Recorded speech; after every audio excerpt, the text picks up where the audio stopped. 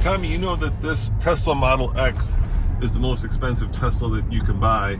Not this one, it's not the performance, but if this was the performance, it's the most expensive one you can buy. And getting onto the highway here, I'm gonna show you the best part of it. You ready? Yep. 3, 2, 1. Yeah! It's that.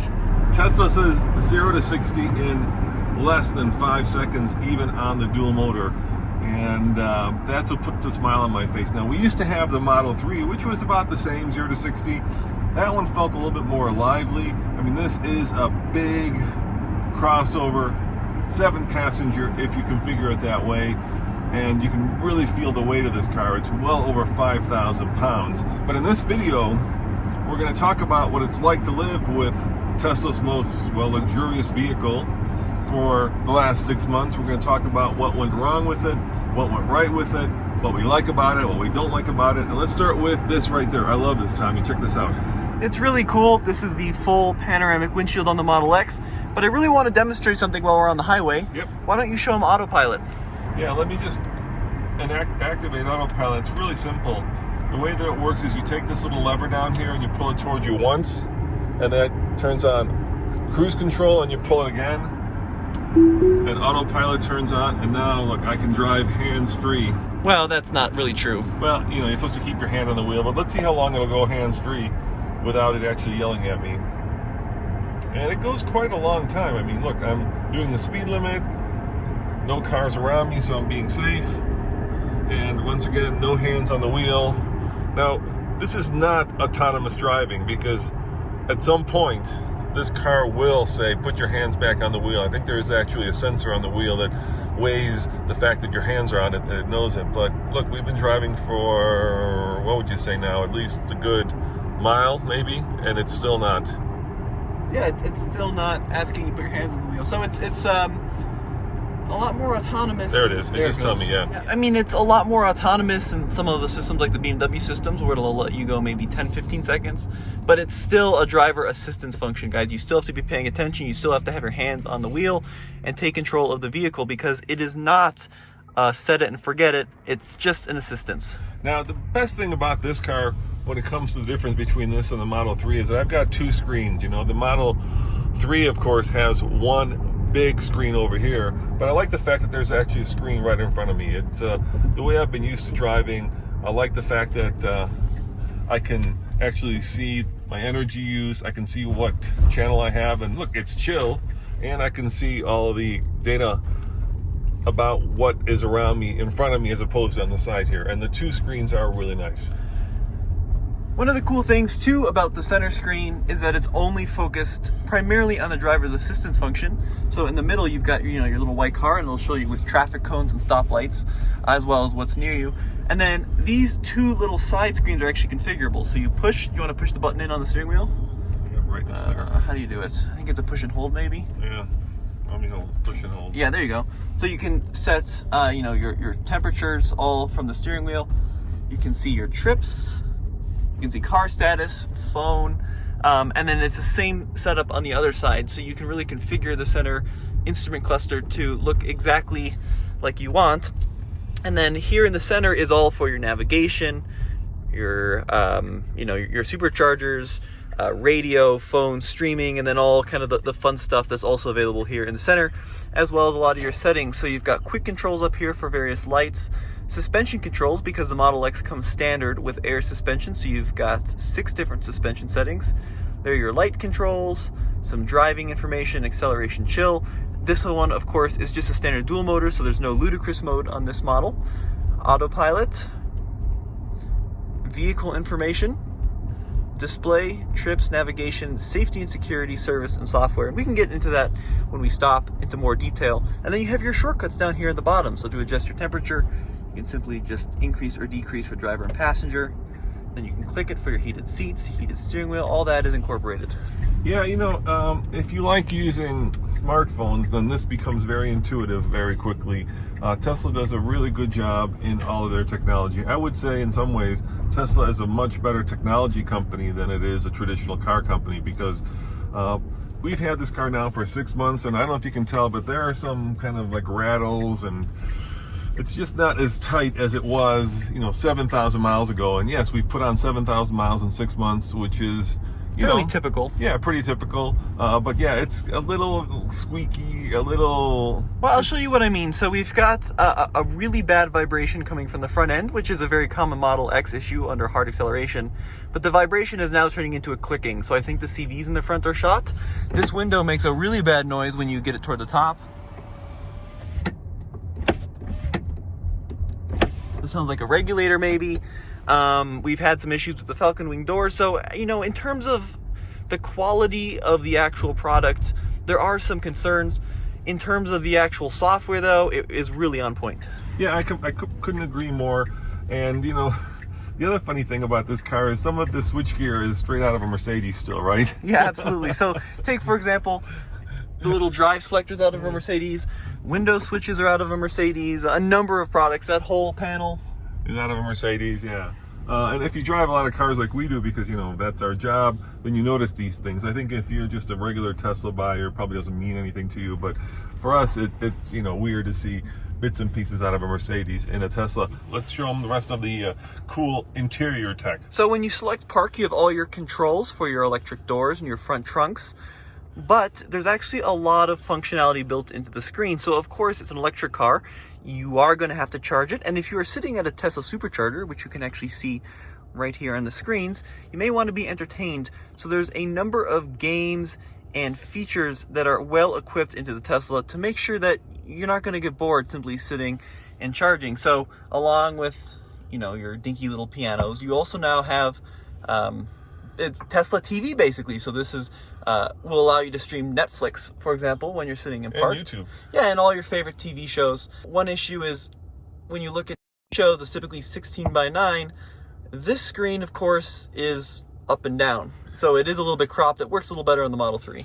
Yeah, that doesn't really bother me. I got used to the screen either vertically or horizontally. There is your internet access, LTE. Some other things you need to know down here. To turn on the heated seats, you actually have to go into a sub-menu. Yeah, so you don't get, you don't get a Sirius XM subscription with the Tesla, which you do get with many other vehicles, at least a trial subscription, right? Yep. But you get this Slacker, which is kind of like Pandora, but free. Absolutely. That's a great way to describe it. So there's all sorts of different stations. You can also search for music as well. And then, of course, this will integrate with your phone. And then, there's your streaming settings.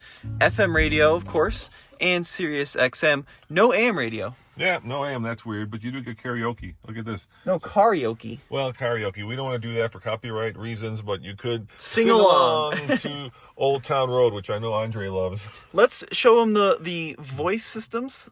Yeah. Tesla's really proud of this. Yeah, so you want to try one? Yeah, so push the button. You going to navigate the snarfs? Sure. Okay, here we go. Navigate to Snarf sandwiches. Look at that. It reads out what it's hearing. Man, that is so fast. And bam. Yeah. It pulls them up. The other cool things you can do are like turn driver temperature to 71. And there you go. Set to 71. Yeah, it works really well. There is a glitch. Yeah. Turn on heated steering wheel. Failed to turn on heated steering wheel, but you can see that it actually turns it on. Yeah, that's funky, isn't it? The one thing though, Tommy, the one thing that is missing in this car, which is really weird, is Qi wireless charging.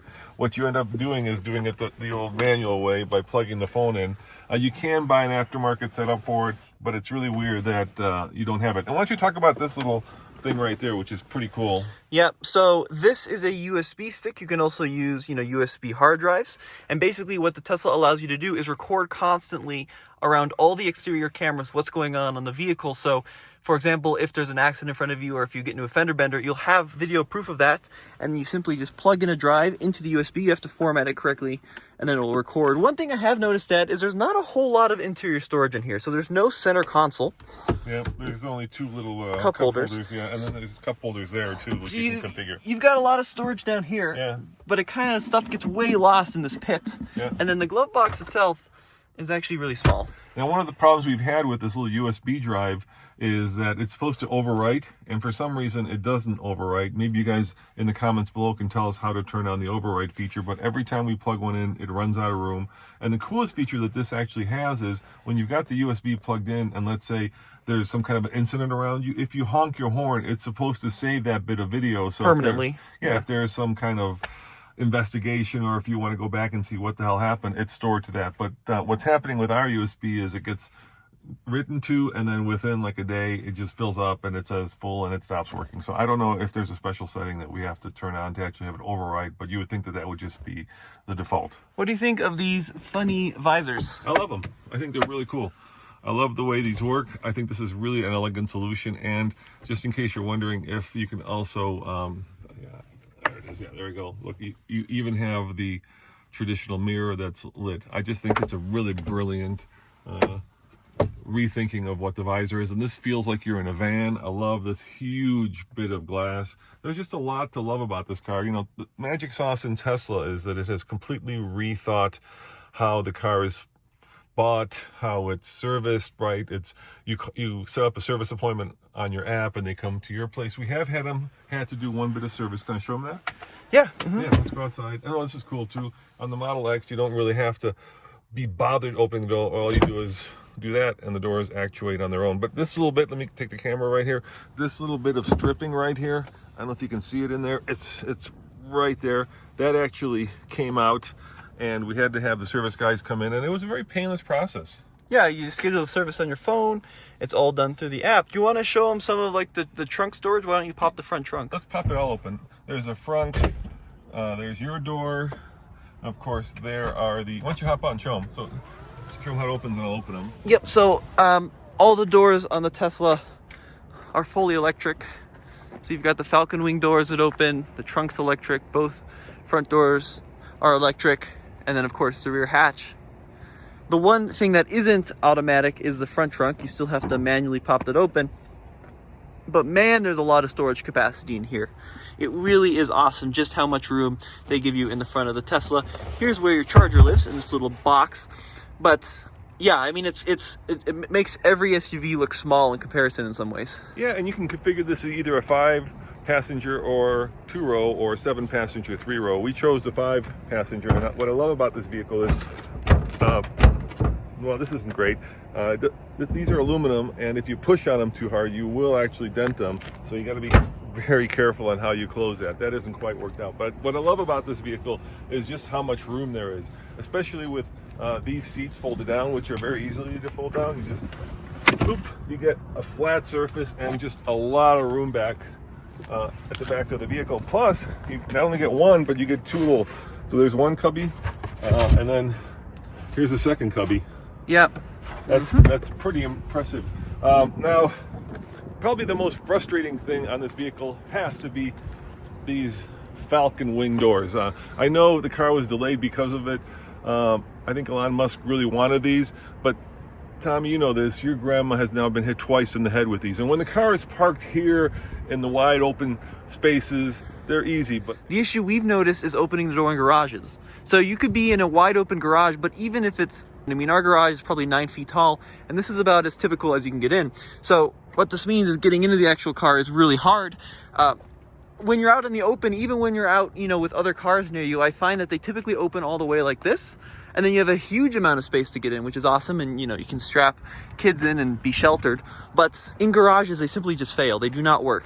But they're just not practical. You know, that's really, and it really is a signature piece of the Model X, right? It's what makes the Model X unique, and there's just a lot of technology, a lot of moving parts, and I think it's also what makes the car a little bit problematic. If I had to do it all over again, I would just love to have regular doors. Really, I would. I think they're cool, and they work really well, you know, when you're outside. What isn't so cool about them, though, is, and this is going back to kind of some of the Tesla quality, is nothing really lines up very well in this car. So, for example, take a look at the seal. It's sticking up in funny places. You know, you'd want these guys to line up exactly right, and here they do. But let's go on the other side. See, it's a step up. It goes bloop. it doesn't quite line up. And somebody who's very OCD, every time I walk up to that car and I see, maybe what would you say, like 2 millimeter step there, right? That's like a 2 millimeter step. Nah, it's just a little bit off. Yeah, it just bugs me because I see that every time, and I'm like, couldn't they have gotten that straight? I mean, I'm trying to line up all my credit cards, and here's my Sam's Club card, right? So that's 3 of them right there, and there's still room for at least another 3 more. Now, let's try it on the other side over here. I can get 3 in, but that's it. Yeah, and especially like up here, you can't get 3 in at all. And then down here, it's just the build quality is a little suspect in terms of panel gaps. The other issues we've had with the car have nothing to do with the car. We had a nail in the tire. That's not really the car's fault. It's been relatively trouble-free, and it's really been good when we actually got the office and home charger, because we used to go to the supercharger, have breakfast, and have it charge up at the supercharger. But since we got the home charger, and basically it's a 240 volt charger, basically you plug it in at night and it's fully charged in the morning. But having said that, Tommy, there is this thing that we've noticed about electric car miles and real miles.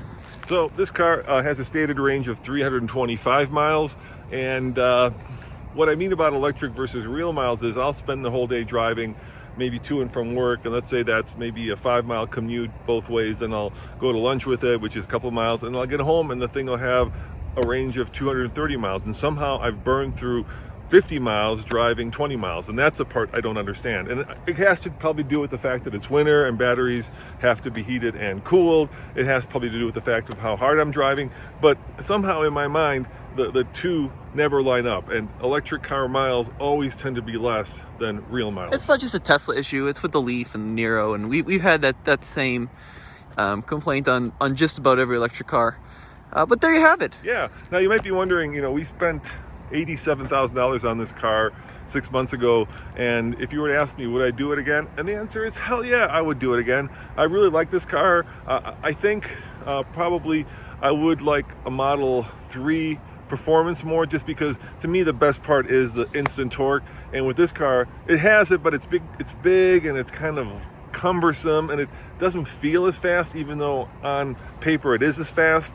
So if you're looking for something to take the kids to school, or if you're looking for something to probably take on vacation, this is certainly the car. But if you're looking for something as kind of a fun runabout, once again you're into a big crossover that is heavy and a little bit on the I don't know, mommy-mobile side, I would say, Tommy. Okay guys, there you have it, our first look at, well, really our 10th look at the Tesla Model X. Go back to tflcar.com because we have a lot more Tesla videos coming and more long-term news with this model. Yeah, and on the TFL scale of buy it, lease it, rent it, or forget it, I'm gonna go definitely buy it. How about you, Tommy? Yeah, lease it. I think battery tech is going to evolve a lot in the coming days and coming years.